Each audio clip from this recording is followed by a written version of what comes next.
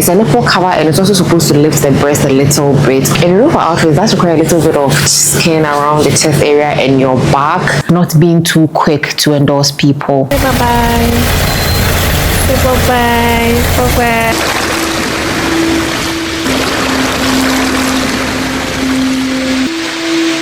Kind people do not cheat. Hey Julites, welcome back to another episode of today's vlog, or let me say this week's vlog. So we are at Aqua Safari for a work trip, and today is the first day of the work trip. And if you didn't catch up with my last vlog, please do catch up.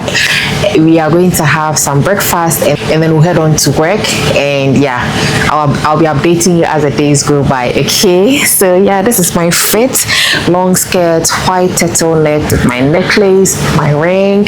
I have a bracelet, but because of my nails I'm not able to wear it, so like when I see my work colleagues I'll ask them to help me with my bracelet. But basically, yeah, I didn't bring any makeup for this week because I just want my skin to breathe, honey, you know. So yeah, I'll see you around.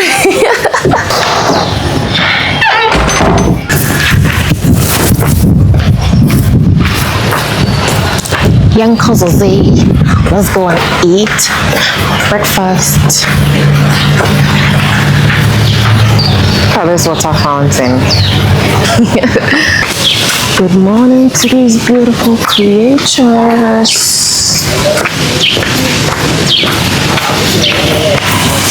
Look at that waterfall. So nice, right?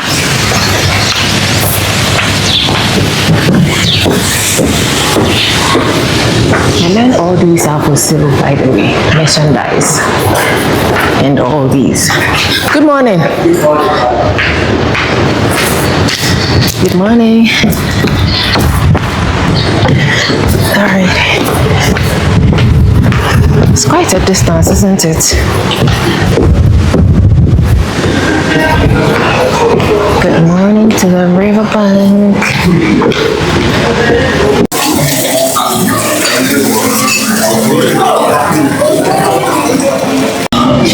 I'm taking some white porridge and yeah, I'm also eating by the pool.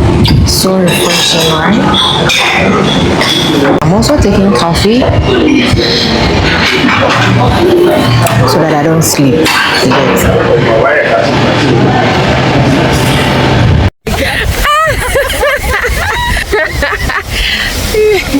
It's lunch time. We are going for lunch.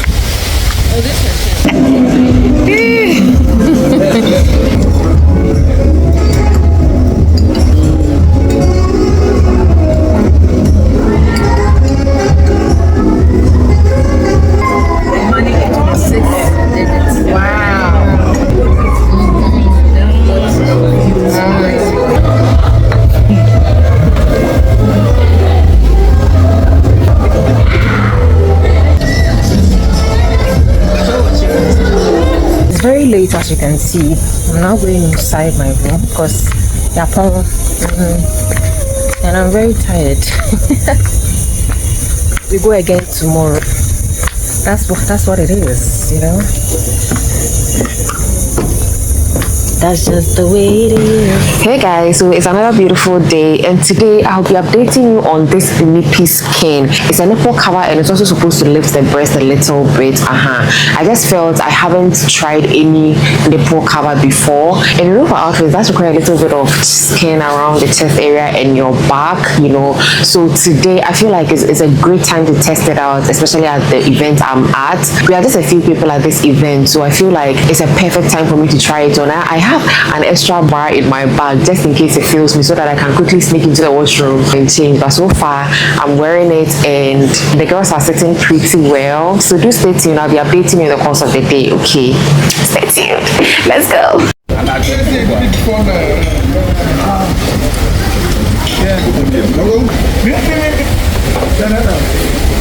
It's 1:55 p.m. and the girls are still sitting pretty. It hasn't removed yet. I've bent down. I've run a little, but to be honest, I've sat in the AC all day, so that could also be a factor. I'll keep updating you guys until the evening. I'm going for lunch. Let's go. Hi. Hey, love. She's such a beauty. I don't know whether it's a he or she, but she's such a beauty. Hey guys, I'm finally back from work and it is actually almost 7 p.m. And look at the girls. They are still sitting pretty, right? I love how they were able to hold them firmly. So throughout the course of the day, honestly, for the most part, I was in the AC in the course of the day. The only time I stepped out was when I was going for breakfast, was when I was going for lunch, and then was when I was going to use the washroom. But they were all in enclosed areas and very cool areas, so I didn't sweat. So I cannot really defend this nipple cover in hot temperatures and for sweaty people. I cannot defend it because that wasn't my experience today, right? But then overall, judging from my experiment today, I rate it a 9 over 10. I think it will, that is, I think I think it will really do well with tank tops, turtleneck tops, you know, those tops that you wear and the bra straps will be popping out of your shoulder. Like it will now be totally easy and free, you know. And then those outfits which you want to actually show a little bit of skin, and sometimes you want to push your bra all the way down, but as the day goes by, the bra keeps coming up and you have to adjust the bra most of the times in the course of the day, which is really not a good experience, you know. It's not a pleasant experience. But I think that this would really be great for those kind of outfits. If you've used this particular brand, I would also love to hear from your experience. But yeah, I think overall it has really done well.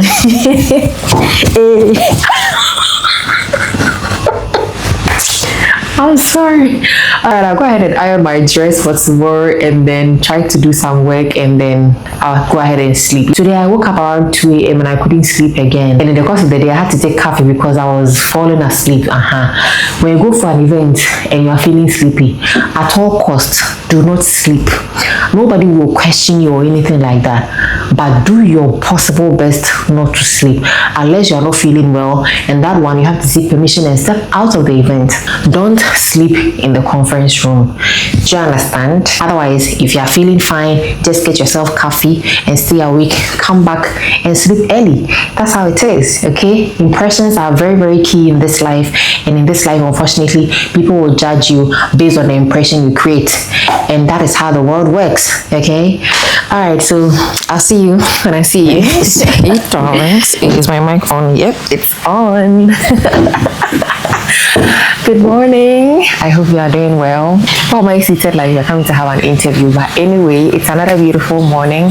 Today is the last official day. Somebody told me that the that I add to my sentences whenever I'm speaking, it is sweet hair. And I'm like, hey, this communication thing that I'm trying to stop. You know, when you are talking in public or if you are giving a speech in public, using a has, I won't say it's unacceptable, but it's not considered as a good public speaking skill. I just I'm trying to stop. I'm really trying to stop. But yeah, the person said it is sweeter and I was like, hey, you're a bad influence, pa. But anyway, today is the last official day and I'll be checking out tomorrow. So as usual, I'll go for breakfast, head on to my meeting, and then I'll be done for today. But I'm feeling cute and all, that's why I'm seated. But I hope you are doing well. Let me quickly show you my outfit. I mean, you can see it already, but I really want these pants. I feel like today should be my last day of wearing this, but it feels so good. It feels so comfortable as well. I feel like it's time to give it away because it's been a long time. I've had it for the past 2 years, I think. And you also realize I've been wearing the same footwear since I came. Yeah, when you're going for events like this, I mean, unless you plan to take photos and all of that, you don't have to pack much and you don't also have to wear much because it's not a fashion show. And it's also another way of reducing the pressure on yourself and not having to think too much about what to wear in a day. So you stand by your wardrobe and you're thinking of what footwear to choose. It's an official event, so you have to be smart, you know. So yeah, let's go. Okay, y'all, I have about 40 or 50 minutes to check out, and I just came to have breakfast and I just felt like, okay, let's just come and sit on the river bank to relax myself and then maybe do some food and then maybe do some reflection. I still feel sleepy, you know, you can tell from my face, I still feel sleepy. And I haven't completely packed, but my things are not many, so I'm not worried about that. So I'll just do some reflections and head on to pack my things and get out of here, okay?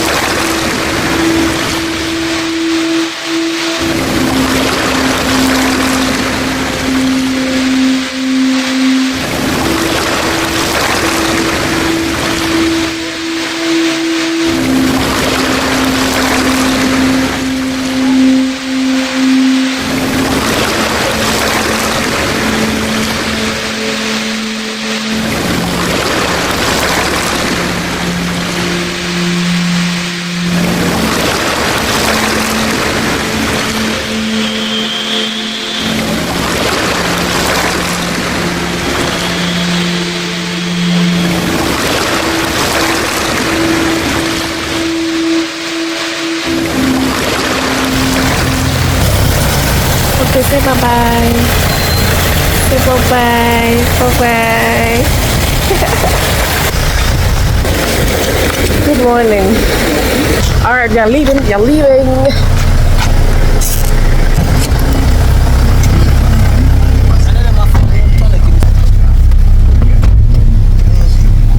It's my birthday. It's my birthday. It's my birthday. I've been lying down and working because it's a working day actually. But I just got up to take some breakfast. So this is Hazakoko and Kosi. Tell me why I am in the house. Like, I shouldn't be working on my birthday. I shouldn't be working on my birthday. Why am I working on my birthday? But anyway, I woke up yesterday to see a lot of small, like tiny rashes on my face. You guys see? Today, like the camera is not doing justice to it. All over my face, oh. All over my face yesterday, you see, the camera is not doing justice. Honestly, the camera is not doing justice at all. So I'm going to see a dermatologist today, and it's my birthday. Like, can you imagine? But I feel like I've slowed down with birthday celebrations and all of that. You know, I've spent more than 30 years on this earth, and I feel like I've celebrated not less than 15 years of birthday. You know, I used to be very enthused about birthday celebrations. Hey, birthday. But I feel like I've slowed down. You know, when as you are aging, things begin to, you know, make more sense. You get matured and you be like, Charlie, it's just another day. Like another day to celebrate life, because additional life has been added onto you, which is a great blessing. But then you also realize that it's just another day. And I mean, of course, if you want to celebrate, of course, nothing stops you, but I'm just sharing my experience, you know. Yeah, so basically, you're invited, and maybe I'll take you along with me to the hospital, or let me say the clinic. Yeah, because I don't want it to get worse. And you know, when I traveled for the work trip, my face has broken out again. Like, you know, change of environment. I tell you that when I change environment, my face breaks out, and I feel like these black spots are not obedient at all. But yeah, I feel so blessed. I feel so graceful. I feel so honored. God has been faithful indeed. Happy birthday to me. I'm so grateful to you guys. Thank you for the massive celebrations and prayers and well wishes. Thank you. Thank you. So let's eat. Let's eat.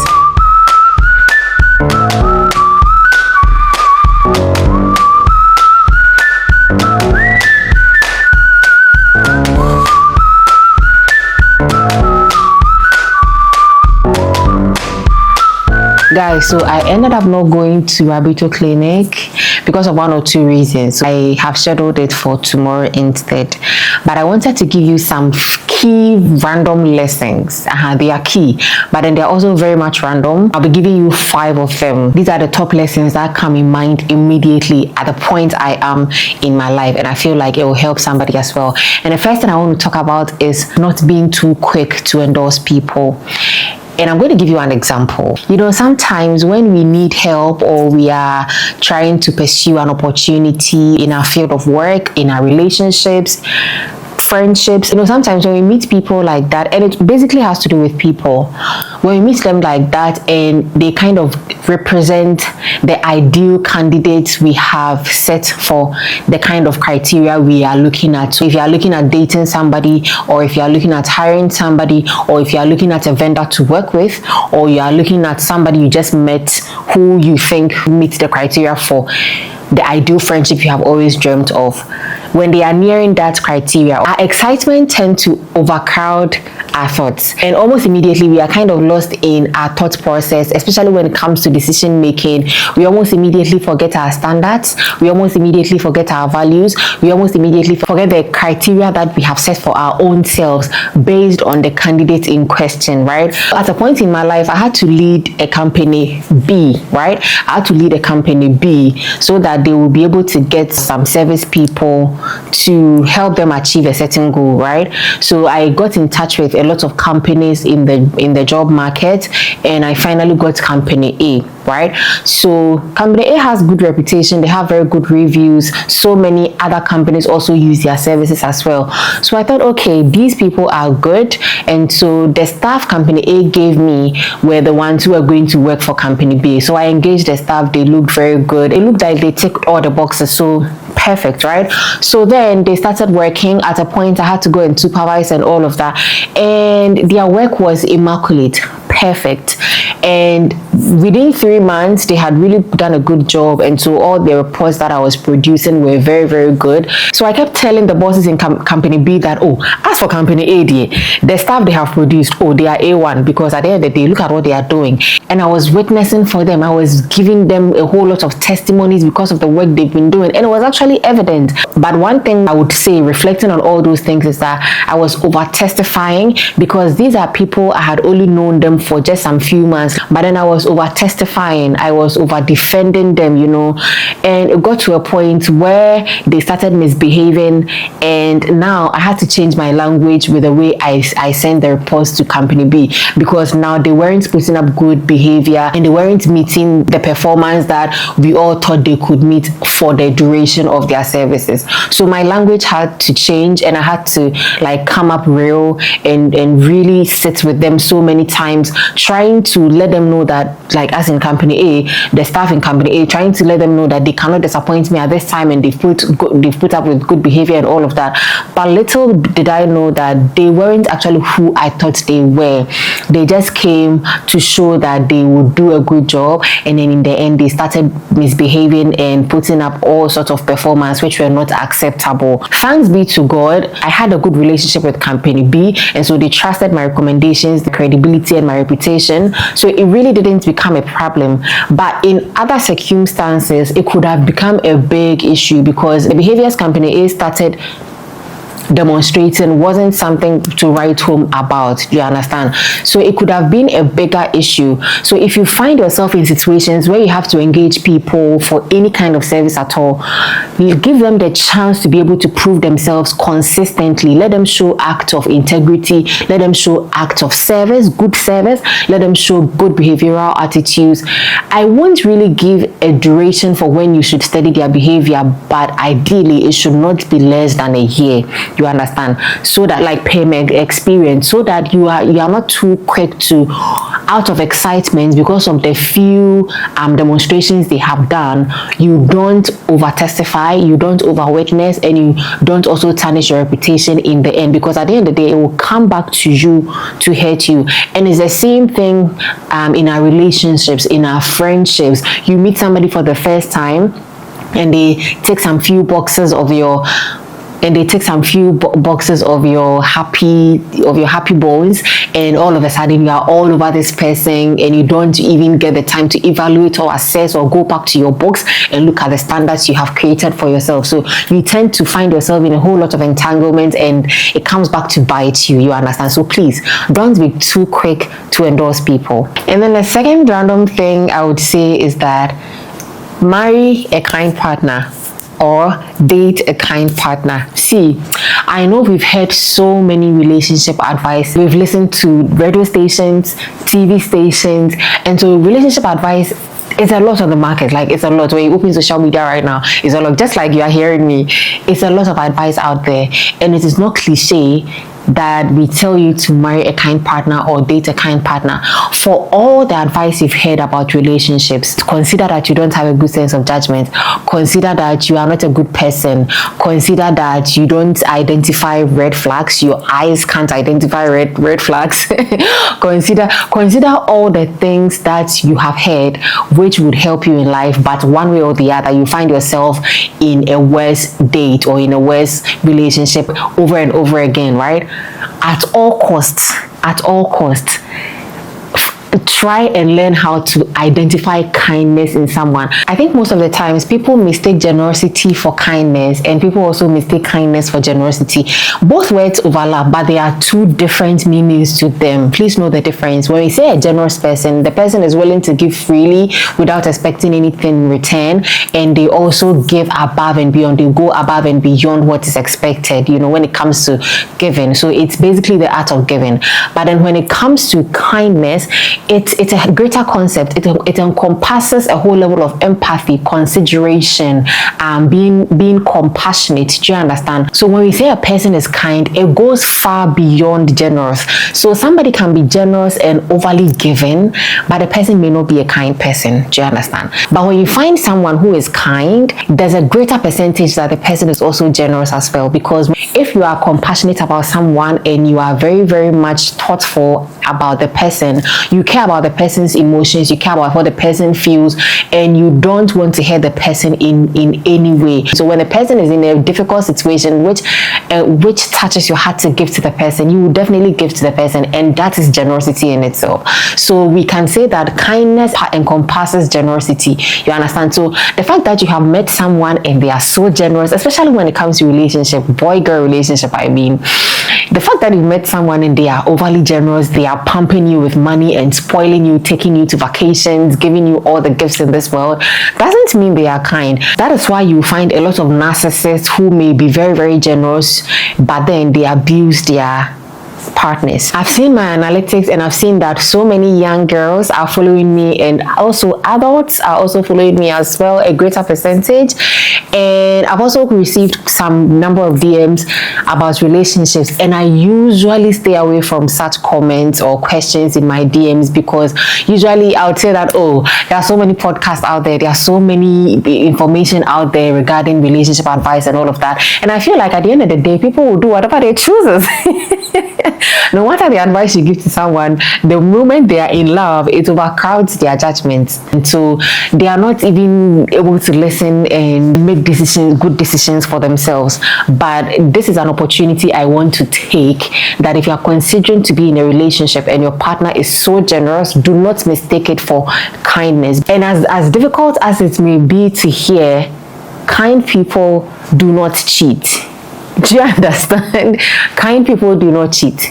There's no way you'd say you are kind and you are a cheat. And it doesn't matter if you're a woman or a man. If you are kind, you don't cheat, because you care about the person. That is what kindness is for. Get a dictionary and find the meaning. It goes beyond being generous. It goes beyond just being a partner and providing for your partner.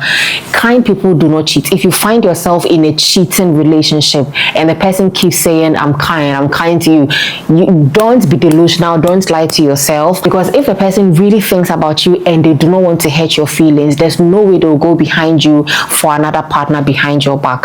Do you understand? So let's not mistake it. So at all costs, identify a kind person, and also learn to be kind yourself. If you are not kind yourself, it will be so hard to identify who a kind person is.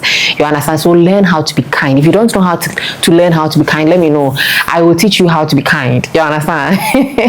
Learn how to be kind, okay? And then I know I'm talking about random things, but maybe this may be so random or not so random, but good hygiene improves mental health, guys. Like, good hygiene really improves mental health. Think about a situation where you went to an event and you hug someone and the person smells so good, Like, how does that make you feel? You wake up in the morning, your partner speaks to you, you don't hear any fuse beer. How does that make you feel? You understand? You come back from work, you see your place is so organized. How does that make you feel? You know, our brains are wired to accept good things. Our brains are wired to identify what is good and make us feel good as well, or in return. Unless you're a witch, of course. If you are not a witch, then your brain should be wired in that way. And that is how we are made. And so when you come back from work and your place is so disorganized, or you are cooking in the kitchen and there's water splashing here, there's plates and spoons and ladles and utensils all over the place, the ingredients are all over the place, how does that make you feel? You know, you are it adds on to your stress, it adds on to your thinking. If you step outside and somebody hugs you, or even somebody bypasses you and the person is blowing fuse over here,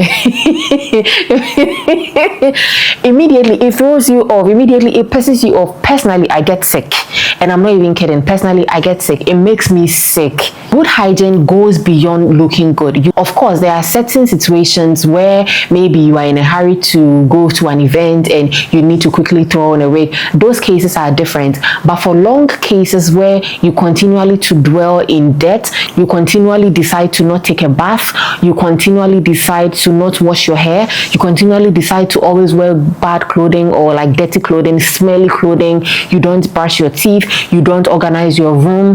Research has proven so many times that all those things contribute to great stress. If you've watched a lot of cleaning videos, I mean on TikTok, especially on TikTok, I started watching cleaning videos on TikTok, and usually most people whose houses are not in good looking, they have a lot of litter around, a lot of you see those cleaning videos, right? Most of them are linked to negative mental illness. Let's not forget that most of them have been diagnosed with underlying conditions and they are undergoing treatment. Some of them are about to go through treatment. If you find yourself in this category, if you've been diagnosed and you're going through treatment, congratulations to you and I wish you all the best. But if you are there and you haven't been diagnosed and you find yourself repeating certain habits like littering your room, not being organized, wearing the same clothing over and over again without washing them, not giving a care in this world about your body smell or your body odor, please be careful of these things so that it doesn't lead you to some of these negative mental health illnesses. You understand? So please, let's take care of ourselves very well. When you wake up, give it a positive thought to brush your teeth. Give it a positive thought to use deodorant in your armpit. Don't just step out like that. Don't step out like that. Don't be insulting us because we haven't done anything to you to deserve a body odor. You understand? In case you don't have the resources to buy deodorant, just use lemon, divide it into two, rub it in your armpit on any area that you sweat a lot, rub it over there, wait between 5 to 10 minutes and then take a bath and you have the most refreshed scent ever on you. Do it repeatedly every day if you don't have the resources to buy deodorant. But otherwise, please get yourself deodorant. Personally, I used to sweat a lot, so I used to buy men's deodorant, and that's what I still use because it is very, very good. It's compact and it doesn't make you sweat or it doesn't make you smell bad. So please take care of yourselves. And when you have such organized home, you have your kitchen is organized, your desk is organized, your bathroom is cleaned, your items, your clothing is washed, your hair is done, it really improves your mental health. It makes you productive, it makes you feel good, and it doesn't add on to your stress levels, even though you may be stressed 1 or 2 days in a week. But all these things gives you have the tendency of even improving your self-esteem, and it promotes your sense of control. So you have control over yourself that I can do all these things and I feel good about myself, and you are well organized in life. So please, let's not underestimate good hygiene at all because it has a lot of implications on our overall well-being. Then something so important, be your authentic self. Be content, be grateful. Okay, I'm so thankful to God that I have come to this level where I'm so content with myself and I'm so happy with myself. I am so grateful for all the little things that come my way. If you've been watching me from day one, you know that every little thing that I get, I celebrate, and I feel so happy like a child. Childhood experiences influence our attitudes and behaviors, and I believe that some of my attitudes is definitely coming from my childhood experiences, but overall it's something something I intentionally prayed about for God to help me to be content, because being content with yourself is such a hard thing to do, especially in today's dispensation where we see a whole lot of things on social media. People are making it big, people are making it big, and you sit back in your house and ask yourself, hey, I don't know, fine, When you're not content with yourself, you find yourself putting so much pressure on you, and you find yourself living in a lie, because at the end of the day, you want to put up a certain impression